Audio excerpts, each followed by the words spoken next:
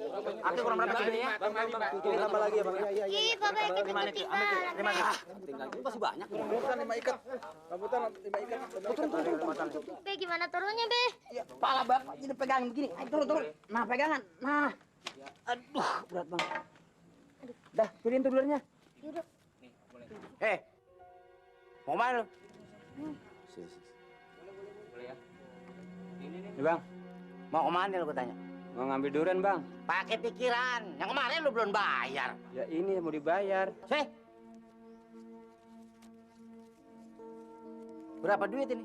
Ya hitung aja dulu. 30. Iya 30. Ngambil duriannya berapa? 100. Iya. Lah ya kami 30. Nih, Abang nggak tahu nih.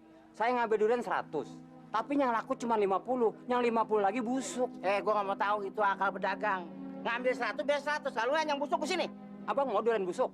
Ini soal kedua. Gua mentipah muka lu kek. Lagi-lagi kalau nggak punya duit ngambil durian 20 cukup. Utang lu banyak sama gua. Be, emang Babe banyak utangnya, Be? Jangan pakai nanya. Baba lu utangnya banyak sama gua. Bakal ngempatin lu, kebo. Bang, kalau ngomong kira-kira, ini sesama bukan kebo. Udah jangan jadi belanja.